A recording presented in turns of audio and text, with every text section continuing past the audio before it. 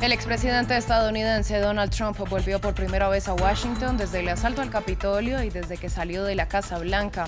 El exmandatario volvió a decir sin pruebas que hubo fraude en las elecciones de 2020 que llevaron a Joe Biden a la presidencia. Analizamos en esta emisión. En Perú, el exsecretario del presidente Pedro Castillo, Bruno Pacheco, se entregó a la justicia tras más de 100 días prófugo. Es investigado por presunta corrupción en un caso en el que también estaría implicado el jefe de Estado. La fiscal de la Nación, Patricia Benavides, afirmó que nada impedirá enfrentar a los poderosos. Tenemos reporte desde Lima. Naciones Unidas alertó que 471 personas han muerto, han resultado heridas o han desaparecido en Haití en 9 días. El organismo indicó que la violencia se debe a una nueva oleada de enfrentamientos entre bandas rivales que operan en Puerto Príncipe, la capital del país. Bienvenidos a este informativo con las noticias más relevantes del continente americano. Soy Valentina Torres Sánchez y es un gusto acompañarlos. Comenzamos en Estados Unidos. El expresidente Donald Trump arremetió contra su sucesor Joe Biden en el primer mitin que celebra en Washington desde su salida del poder. El ex jefe de Estado volvió a asegurar sin pruebas que hubo fraude en las elecciones de 2020, en las que Biden ganó la presidencia, y resaltó la necesidad de que los republicanos recuperen el control en las elecciones legislativas de medio mandato. Para analizar esta noticia, conectamos con Carlos Escalante. Él es consultor político internacional. Bienvenido a France 24. Con este tajante mensaje del expresidente Trump, ¿qué se puede interpretar? ¿Hay sectores que creen en sus palabras? Sí, ciertamente lo que está demostrado, Valentina, y a toda la audiencia, es que el gobierno del presidente Biden ha sido tan malo en su gestión económica fundamentalmente y el manejo de los precios y la inflación, es que la campaña se adelantó y ya el presidente Trump prácticamente hoy anuncia desde Washington su lanzamiento, cosa que ya venía preparando el terreno de hace varias semanas. Él no solo se lanza, también el ex vicepresidente Pence también estaba en Washington, también anunciando su plan ya para regresar a la Casa Blanca, pero ya como candidato presidencial. Eh, Ciertamente el presidente Trump ha perdido alguno de su base, pero va a ser un gran candidato en la primaria a vencer. Es el principal elemento a vencer en este evento que va a ser. Falta todavía mucho, falta la elección de medio término y nos queda todavía llegar hasta el 24. Pero esto lo que demuestra, este adelanto de elecciones, es la gestión del presidente Biden, que ha sido bastante equivocada en el manejo económico. Bueno, el presidente Biden le respondió en Twitter a Trump. ¿Es esto tradicional en la política estadounidense que un mandatario caiga en esta trampa de responderle a un aspirante o a un posible aspirante a la presidencia? Bueno, es que el presidente Biden prácticamente está casi entrando en función como candidato presidencial. Lo que él había dicho que no iba a ser candidato, prácticamente está anunciando que volvería a ser candidato presidencial y está jugando a la política, y ciertamente pelearse con Biden le genera cierto apoyo dentro de las filas demócratas. Realmente la situación política de los liderazgos de ambos demuestran una gran debilidad de ambos partidos los candidatos. Son dos candidatos muy longevos y que representan el continuismo. Pues señor Escalante, a usted muchas gracias por su análisis y por compartirlo con nosotros en France 24. Muchísimas gracias, muy buenas noches.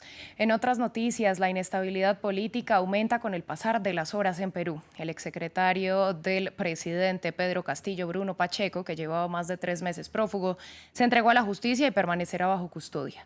El exfuncionario es investigado en un caso por presunta corrupción en el que supuestamente hubo irregularidades en la licitación del puente Tarata, una obra vial en la selvática región de San Martín. En el mismo proceso estaría involucrado el presidente Castillo. Francisco Zacarías, corresponsal de France 24, nos dio detalles de lo que el exsecretario presidencial está declarando en la Fiscalía. Fuentes de la Fiscalía revelan que Bruno Pacheco durante su primer interrogatorio ha confirmado que se realizaron pagos ilícitos en los ascensos a generales de la policía y un escolta del presidente Pedro Castillo era el encargado de recabar el dinero. Según versión de Pacheco, el mandatario habría decidido favorecer a 10 coroneles de la policía y a cada uno se le habría cobrado $20.000. Pacheco también ha revelado al Ministerio Público que en el Parlamento existen 12 legisladores de oposición quienes se encargan de coordinar y proteger al mandatario. El exsecretario presidencial también le dijo a la Fiscalía que todo este tiempo se mantuvo prófugo de la justicia peruana por orden del presidente Pedro Castillo. En Haití, la guerra territorial entre bandas sigue sembrando el terror en Puerto Príncipe, la capital. Naciones Unidas alertó que casi 500 personas han muerto, han resultado heridas o han desaparecido entre el 8 y el 17 de julio. Desde hace más de 2 años, las organizaciones criminales gozan de una impunidad generalizada por la crisis política y la escasez de personal de la policía. Los detalles con Lea Yugel. Más de 470 personas muertas, heridas o desaparecidas en 10 días. En un nuevo informe, la ONU alza la voz de alarma sobre las consecuencias de los combates entre bandas criminales en la Cité Soleil. Además del balance humano, las conclusiones de la institución internacional sobre las condiciones de vida de la población son alarmantes. También se han denunciado graves incidentes de violencia sexual contra mujeres y niñas, así como el reclutamiento de niños por parte de las bandas.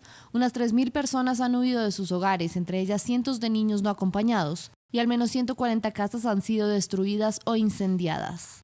Frente a esta violencia, cada vez son más las personas que intentan salir del país. El domingo, 17 migrantes murieron y 25 más fueron rescatados del naufragio de una embarcación frente a las costas de Bahamas. Prácticamente todos eran haitianos.